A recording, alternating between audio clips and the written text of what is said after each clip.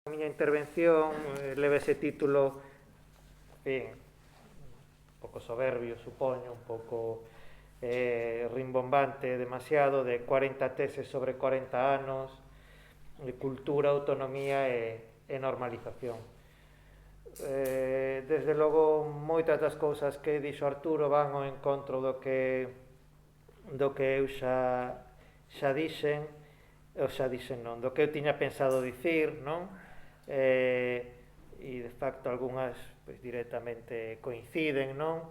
E outras pois creo que podo tamén retomalas e intentar completalas, discutilas, matizalas ou dar unha alternativa, non?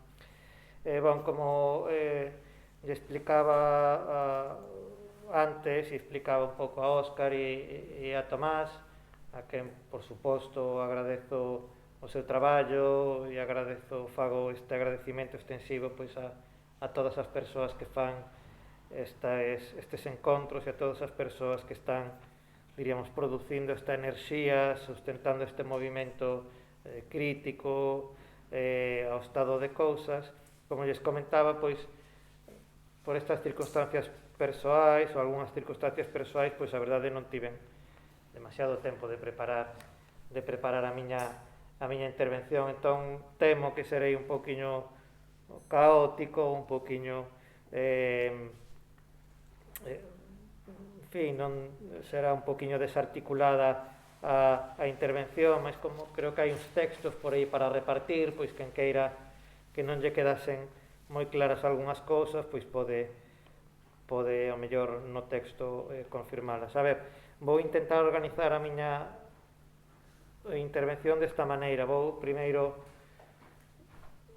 tirar de algúns fíos que estiven pensando estes días mentres conducía, basicamente, entre a miña casa e o meu traballo, e entre Lugo, onde vivo, e Ourense, tirar de uns fíos que creo que nos poden suxerir algunhas cousas e despois tentar ir repasando algunhas cousas das que digo aí no texto, non? A ver, en relación con un previo brevísimo, e creo que ten que ver con cousas das que de alguna maneira, se entendín ben, dicía Arturo, estas reflexións miñas teñen que ver moito con as persoas que estamos na universidade ou as persoas que facemos traballo académico, como nos relacionamos coas prácticas culturais, sí? Cando ás veces somos axentes, mas moitas veces temos unha distancia ou non estamos directamente envolvidos nos procesos, non? É dicir, como me relaciono eu, que son unha persoa que naceu en Ferrol, que estudou na Universidade de Santiago, que agora é profesor na Universidade da Coruña, con este movimento de emerxencia cultural en Ourense, onde me convidan a ir e chego aquí un pouco como o paracaidista, non? Isto sempre apresenta pois algúns problemas, algunhas complexidades.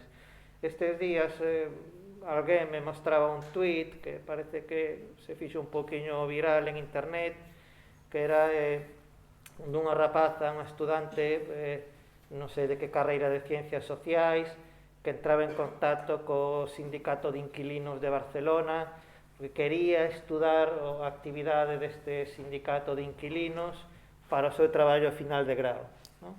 E entón a resposta do Sindicato de Inquilinos era: non queremos que veñas a estudarnos.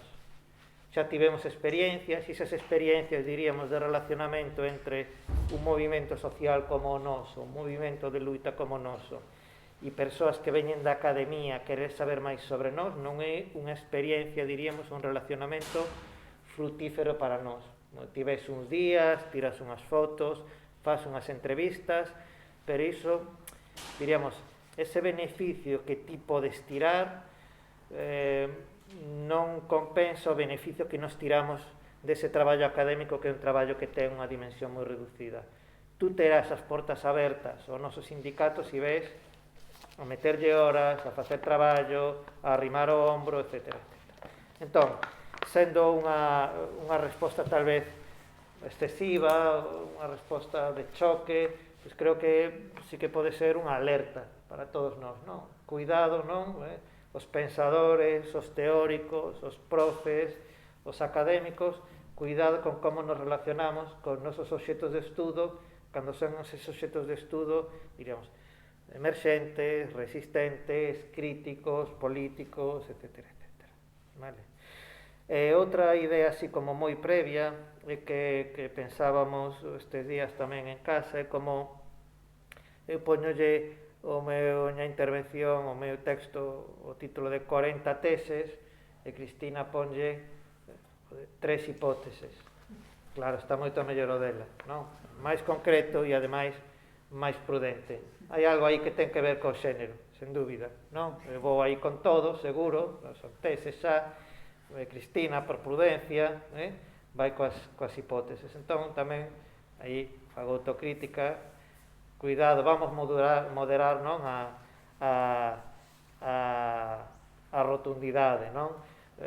Cando este colectivo Axóuxere, nos inicios da pandemia, pois propuña unha serie de persoas que falasen en vídeo do que estaba acontecendo en fin, que iba a pasar coas nosas vidas, que iba a pasar coa nosa forma de ser, pois Borxa Colmenero dicía, bueno, non nos vamos poñer estupendos nas análises, non? Bon, pois o meu título un pouco de poñerse estupendo, pero intentarei non poñerme demasiado estupendo, un poquinho de prudencia, un poquinho de pé atrás, na miña intervención e na miña posición.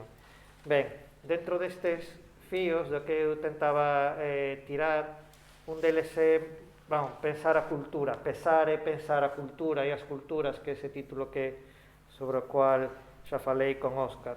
A ver, un dos chascarrillos, non? Unha das ideas así que moitas veces manexamos nos sectores críticos é isto de esa frase atribuída a Goebbels, que parece que non era de Goebbels, que era dun dramaturgo alemán, non? Que cando escoito a palabra cultura, pois, bota man a pistola ou o que sexa.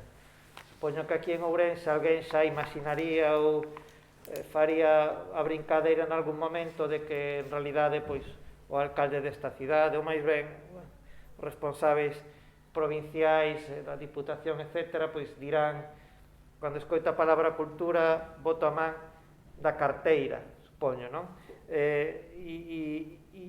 E o primeiro fío do que quero tirar é que penso que en xeral desde sectores, vamos a chamar, críticos, en fin, é difícil, non? Denominar o que somos, definirnos, pero en xeral, persoas que queren cambiar o estado de cousas, que procuran a xustiza social. Creo que un dos defectos no que temos caído nas nosas prácticas de análise social é a de infravalorar, a de caricaturizar a dereita. Como unha dereita ignorante, burda, unha dereita que non sabe nada de cultura, unha dereita que non ten en realidade ningún tipo de proxecto cultural, unha dereita que, en fin, que non é intelixente, etc. Creo que ese ten sido un dos nosos erros históricos. Arturo falaba un pouco disto, pero eu intento facer un poquinho máis esquemático do que lo presentaba. Cando pensamos en cultura, podemos ter esa idea da cultura como prácticas orientadas a, en fin, a procura duns determinados efeitos estéticos, a procura de, en fin, esas prácticas que asociamos máis ben coa idea da alta cultura, esas prácticas, en fin, institucionalizadas, recoñecidas como propiamente culturais e como propiamente artísticas. Pero aí esa outra pata, ese outro entendimento da cultura que falaba Arturo, como prácticas orientadas ao relacionamento social, a cohesión social, a construción dunha identidade comunitaria, etc. E atención, neste segundo ámbito, nesta segunda forma de entender a cultura, iso que chamamos a dereita, bárrenos, non? É tremendamente superior, sabe moito mellor como pensamos, como funcionamos, quais son os nosos intereses, en fin, como facer comunidade, de acordo? Despois isto podemos discutilo. En termos de experiencia social, do que é experiencia social, a dereita sabe, ainda que sexa supeditado a un proxecto social de futuro que non nos interesa, ainda que sexa só para o propio beneficio político, sabe mellor como xestionar e como dinamizar e como tirar rendimento desa experiencia social, non? Entón, neste sentido, da intervención de Arturo podemos tirar a conclusión de que é difícil percibir, identificar, acompañar o que é a emerxencia cultural, pero creo que tamén Arturo deixaba caer a idea de que é moi difícil coñecer, identificar, desmontar como se construen as hexemonías, non? E máis do que como se construen as hexemonías, a capacidade infinita que teñen as hexemonías de tipo político, de tipo cultural, para mutar, para estarse reconfigurando e resituando constantemente. Estas dinámicas que son moi habituais no mundo da cultura, de cooptar, ¿sí? De naturalizar un determinado tipo de ideas, de premiar o disidente como maneira de anulalo e neutralizalo políticamente, creo que un tipo de mecanismos que aínda non conseguimos desvendar, identificar para poder desmontar. Unha das ideas que moitas veces temos interiorizada en relación a quen nos goberna, en relación a persoas que sustentan eses proxectos sociais antagónicos ao noso, unha idea que temos interiorizada é de que queren acabar con todo, non? Queren acabar co galego, queren acabar coa cultura galega, e eu penso que non é así. Esta é unha liña así de pensamento que desenvolvo a partir de ideas de Celso Álvarez Cáccamo, do sociolingüista, que efectivamente Celso que di é non queren acabar coa cultura galega, coa lingua galega. O proxecto non é acabar coa lingua galega, é que a lingua galega se manteña a determinado nivel e se manteña como marca de grupos e de clases sociais. Mas de grupos e de clases sociais até antagónicos. Sí, as clases sociais baixas, con menor formación, que viven en determinadas zonas, sí, como marca deses grupos que xa o sabemos, pero tamén como marca e estigma para clases intelectuais críticas, sí? O que di Jácome, non? As persoas da cultura galega, as persoas dos movimentos culturais críticos, persoas que non teñen nada que ver co común da xente, co común das persoas, non? Esa asociación entre lingua e cultura como marca e como estigma que se usa dentro do poder. Entón, nese sentido, é moito máis funcional manter esa marca e ese estigma que acabar con todo, diríamos, o que constitúe o sustento, en fin, lingüístico, cultural, que acababa de dicir, non? Que acabo de mencionar.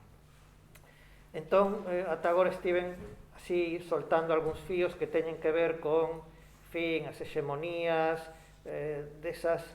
eses proxectos que sentimos como máis antagónicos ao noso, as hexemonía que sustentan e reproducen esas persoas que nos gobernan e que podemos identificar con nomes e con institucións, o Concello de Ourense, Jácome, Baltar, a Diputación, Feijóo, a Xunta de Galicia, pero creo que hai algo que nos falta aínda a hora de pensar a cultura, de pensala no noso país e pensala global, que é esta idea da cultura como liberdade, ou a cultura como un ben en si mesmo, ou a cultura como algo positivo, pois sexa cal sexa o tipo de cultura. Eu diría, a cultura está ben, pero sobre todo se rompe cousas, non? Sobre todo se crea algún tipo de disenso.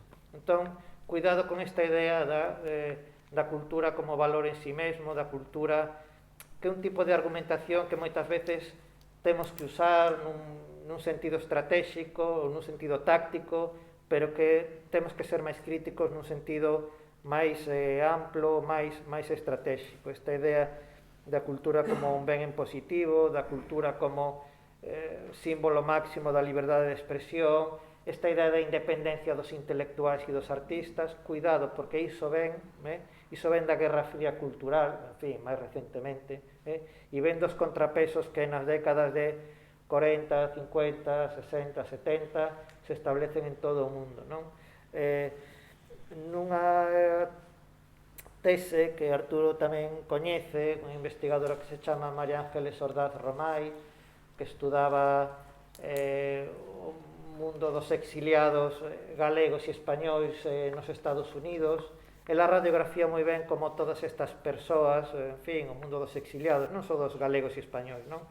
Que foron integrados en universidades norteamericanas, foron captadas dunha maneira moitas veces directa, pero outras veces dunha maneira sutil, para as estrategias e para os intereses pois do Departamento de Estado do Goberno dos Estados Unidos.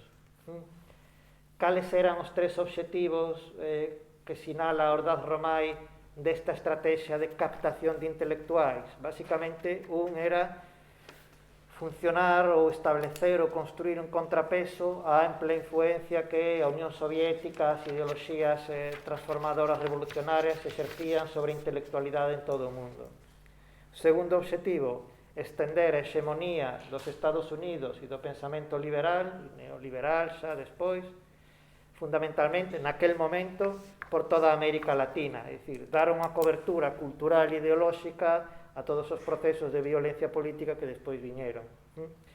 Finalmente, e aquí vamos nos achegando un poquinho máis ao noso, terceiro obxectivo deste proceso de cooptación, captación deses intelectuais para o proxecto da hexemonía liberal a unha escala global, no noso caso, preparar o terreo para a transición política, preparar o terreo para o que foi despois a reforma e iso que chamamos transición.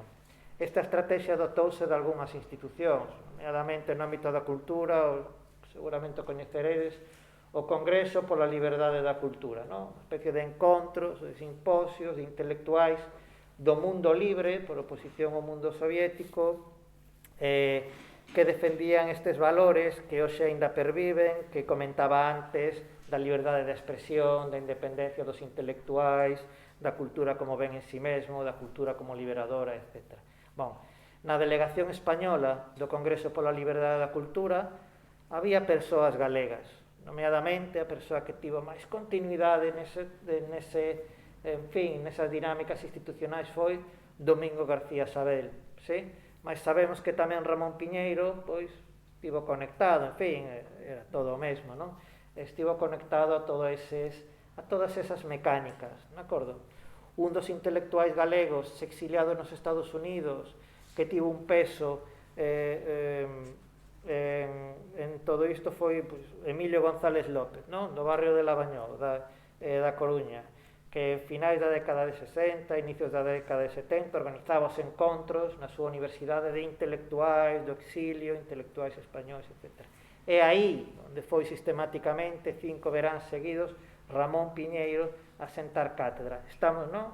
Estreitando un poquinho o cerco de, en fin, o modelo de cultura, os pactos da transición, na liña que citaba Arturo, non? A partir dos traballos de Roberto San Martín, ese polo da resiliencia das elites culturais que se adaptan, cual é o seu fundamento cultural, non? Que ese fundamento cultural, basicamente, do liberalismo, do anticomunismo e dunha serie de preceptos que ao final viñeron a encaixar moi ben no momento da transición política posterior.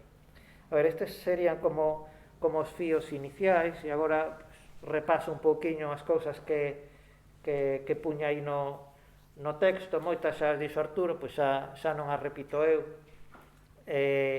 destas, en fin, un pouco excesivas 40 teses. A ver, o que intento aí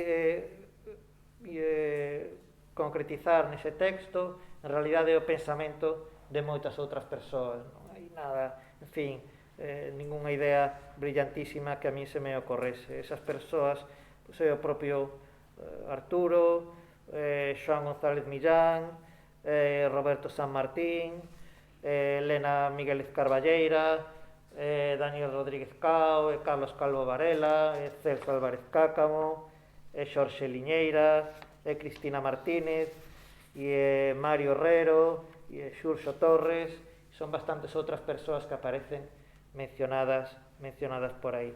Un pensamento, unhas persoas, unhas voces que a mí me serven para pensar estes 40 últimos anos do que foi, en fin, a cultura galega, o que foi as prácticas e os procesos asociados a todo iso. Un período que aínda non está, creo, suficientemente sistematizado, que non está suficientemente estudado, e que eu propoño facelo a partir de bases pois bastante parecidas ás que comentaba Arturo, non? Entender a cultura na súa procesualidade histórica, pois como conflito, porque nos costa moito, unha das dificultades de entender e analizar o emerxente, costanos moito en xeral facer algo así como investigacións en tempo presente, non? Acompañar os procesos culturais emerxentes, resistentes, críticos, as hexemonías, entendelas, desmontalas as hexemonías ao mesmo momento que se están producindo. E parece que só por iso agora estamos virando un pouco os ollos, estamos intentando ver e mirar para todo aquilo que foi, en fin, a década de 80, o fraguismo, finais do século XX, finais do século XXI, etc.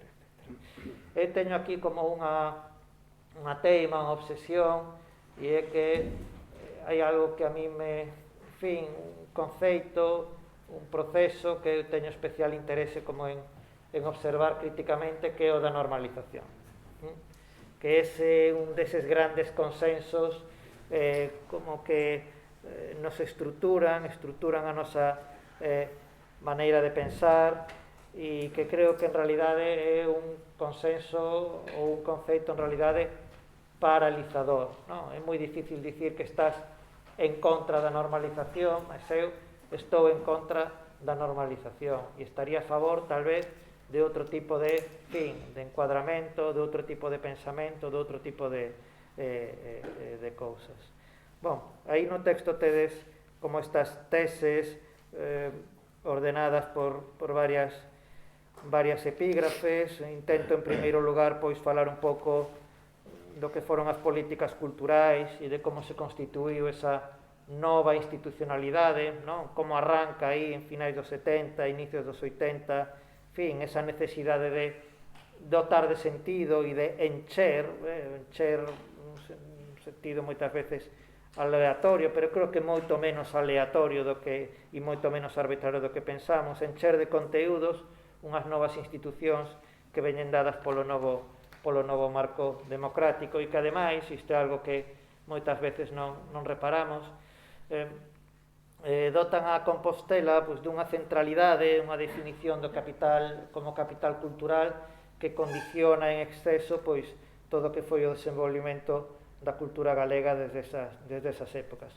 Como vos dicía, desde moi cedo se establece ese conceito de normalización como conceito estruturante, pero en realidade un conceito que xa nos primeiros anos funciona como un significante vacío, no sentido que un conceito moi facilmente apropiable desde diferentes posicións ata desde posicións antagónicas. Un conceito que se importa fundamentalmente da socioloxía catalá daqueles anos, pero algúns das persoas, non? Por exemplo, Francesc Vallverdú, xa ao pouco tempo de formular este conceito de normalización, di, o conceito de normalización, isto xa non serve, non? Xa está esgotado, xa se usa de determinadas maneiras, mas ainda seguimos, non? 40 anos despois, dándolle voltas á normalización.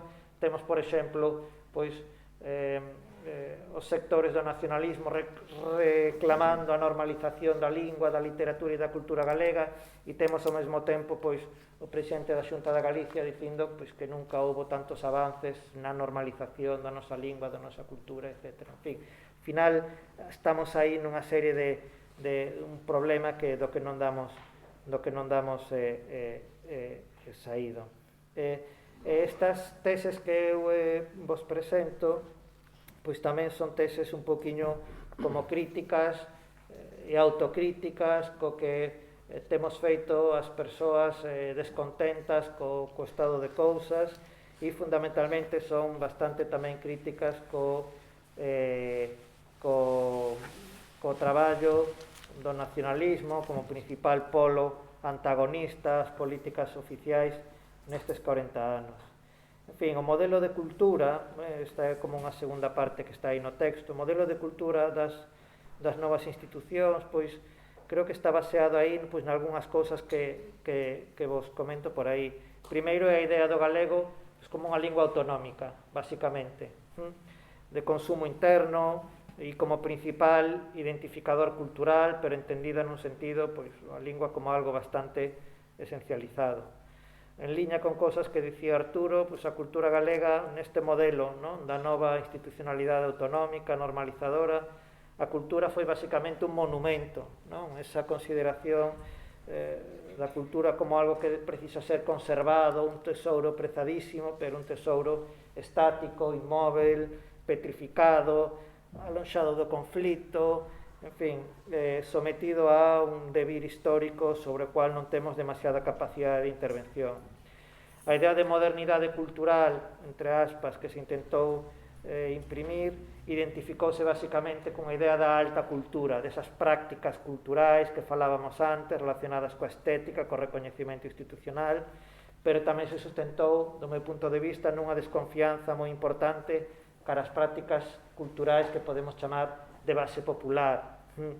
Renunciou a comprender a cultura nun sentido máis propicio para a transformación social, renunciou a entender ou a planificar ou a intervir sobre a cultura nese sentido como prácticas de relacionamento, de cohesión, de identificación social, etc. Existiu tamén nese modelo cultural aplicado de arriba para baixo, non de baixo para arriba, non? Que era onde se focaba Arturo, unha certa discriminación das prácticas culturais non literarias, e focouse tanto na literatura que ata tentou planificar o marxinal, o emerxente, o residual, etc. etc. Esa é unha das características da nosa cultura e de outras culturas non normalizadas. Esa ansia de institucionalización, de presentar unha foto completa, leva até as institucións con máis poder, con máis centralidade, a intentar planificar as periferías, as restos e as marxes, non?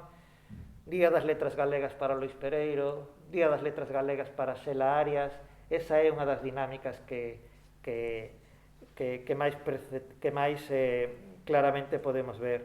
E ao mesmo tempo, en relación con esta centralidade histórica que se deu á literatura, o libro pois foi coroado como obxecto cultural emblemático do desenvolvimento cultural, con efeitos tan perversos, non? Como que se descubrise no ano 2005-2006, cando hai un cambio de goberno, pois unhas naves no polígono do Tambre, onde había ali decenas de miles de libros publicados pola Xunta da Galiza ali, amontoados sen ningún tipo de, en fin, de posibilidade de nada, de transitar para a vida real.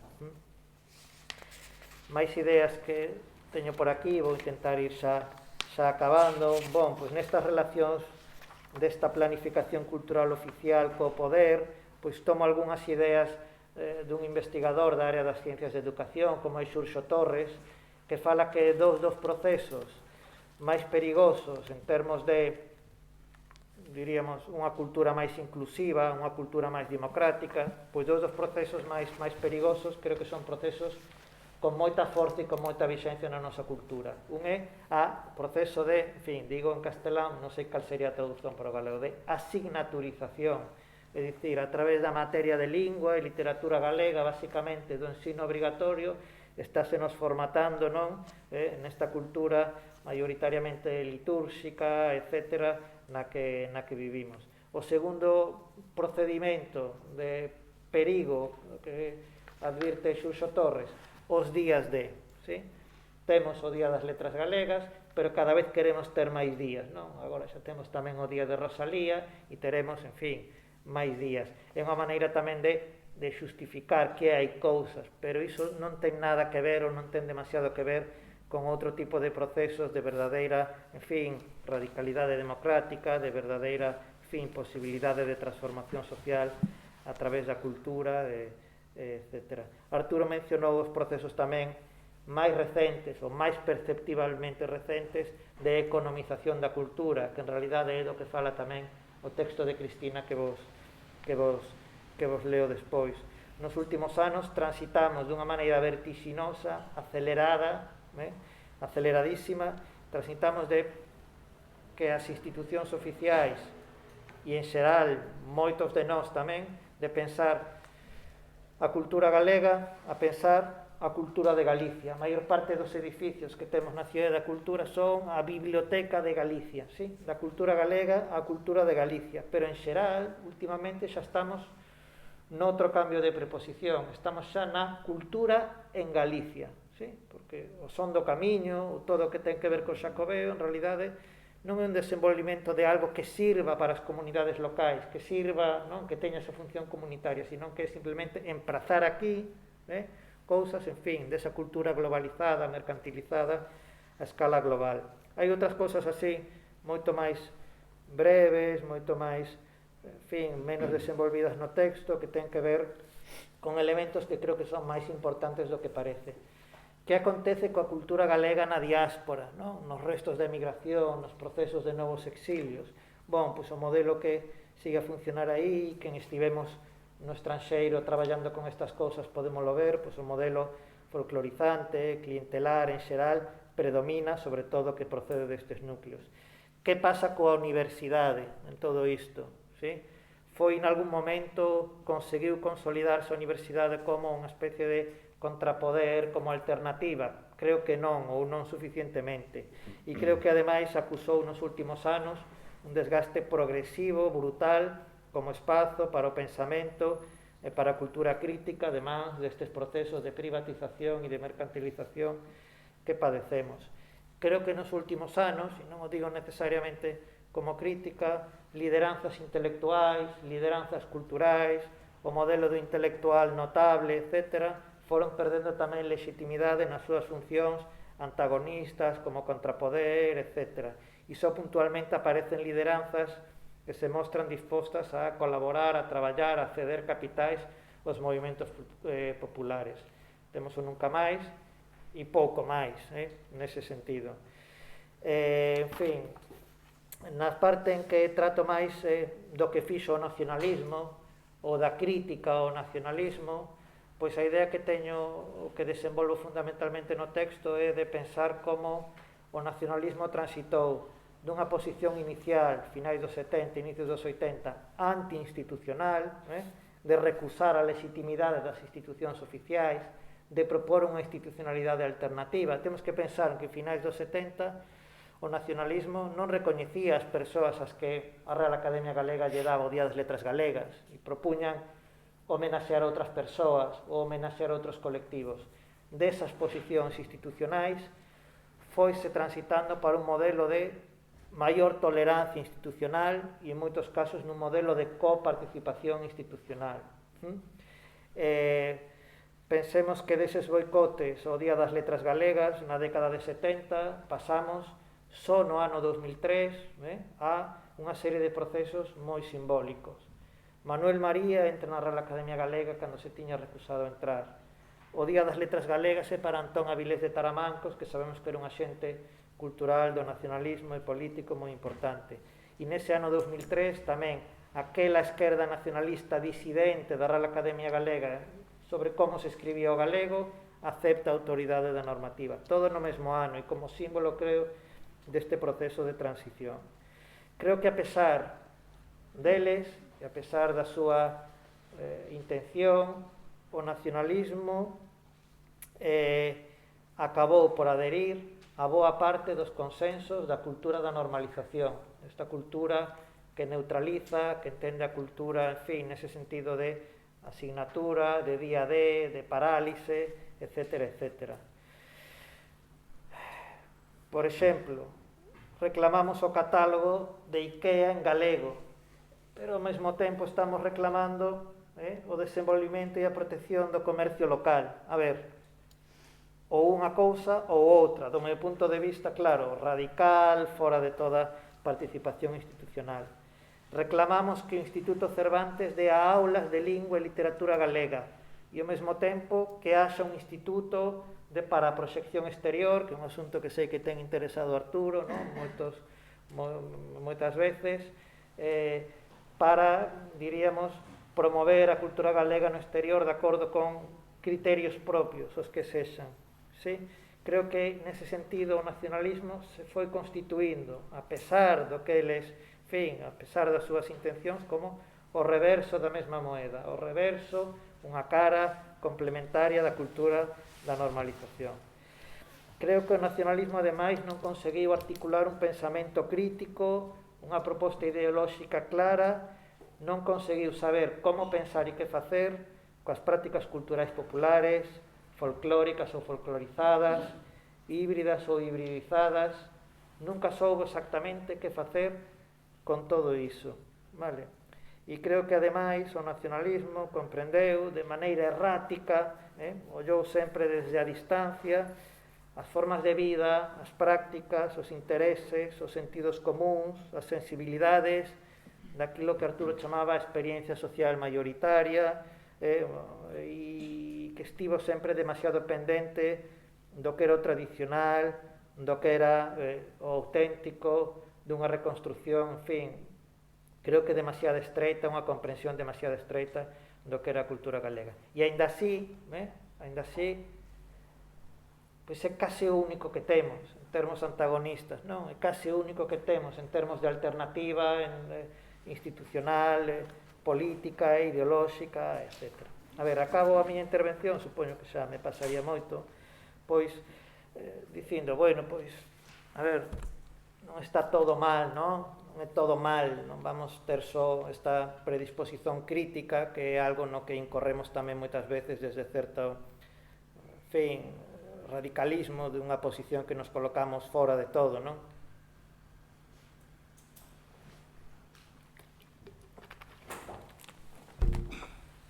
Penso que, a pesar de todo, nos últimos 40 anos, as culturas asociativas, as culturas de base e este evento creo que vai un pouco nesa liña, sobreviviron como unha liña persistente, como unha liña subterránea, pouca visibilizada, non? Refírome a esas culturas de base, de inserción local, unha idea da cultura menos espectacularizada, menos dependente de dinámicas de suceso, de éxito mercantil, e que continúan a criar comunidade, a funcionar con modelos que teñen que ver máis coa xustiza social, e que se consiguen constituir e funcionan con límites, etc., pero como auténticos contrapoderes, non? Con outros intereses e a outras escalas. Arturo mencionaba varias veces a cuestión, non, do feminismo. Isto é incontornável, non? Non podemos vir aquí falar de 40 anos de cultura, non podemos falar de cultura, de xustiza social, de pensamento crítico, etc., na actualidade, se non falamos de todo isto. O feminismo é o movimento social con maior capacidade transformadora. E relativamente á cultura, creo que conseguiu habilitar unha serie de prácticas, de esquemas de experiencia, con conflictos, non? E con problemas, un novo reparto do sensível, poderíamos dicir, que xa non fica, o que nos permite pensar no contexto galego, unha cultura, unha nova idea de cultura, xa non supeditada a unha idea que moitas veces funcionou como teito, que é a idea dunha cultura nacional galega, unha cultura homoxénea, coherente, etc. Finalmente, abro tamén outras dúas posibilidades, fago dous recoñecementos, creo que sería mellor, non? De políticas culturais expresivas e non representativas.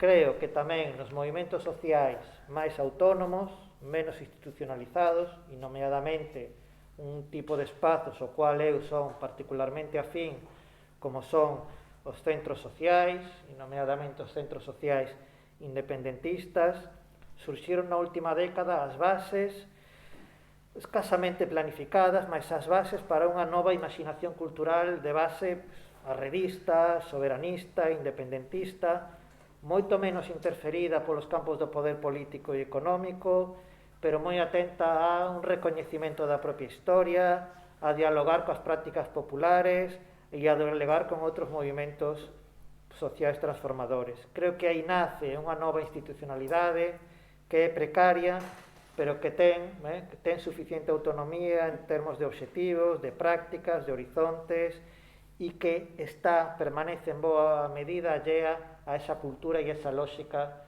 neutralizadora da cultura da normalización.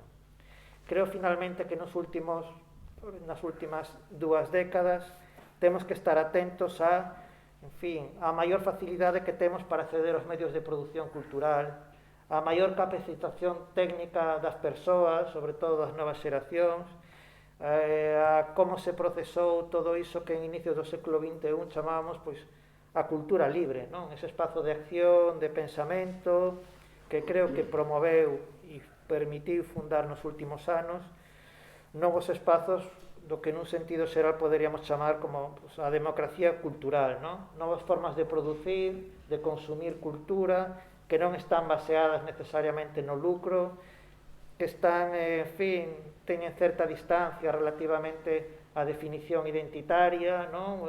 Esta cultura galega, esta cultura da necesidade da normalización, moitas veces son cooptadas e son neutralizadas pola propensión normalizadora, pero creo que teñen unha potencialidade tamén crítica, transformadora, a cual pois, temos que estar atentos e que creo que en realidade fundan, imaginan, crean aí algo novo e algo diferente.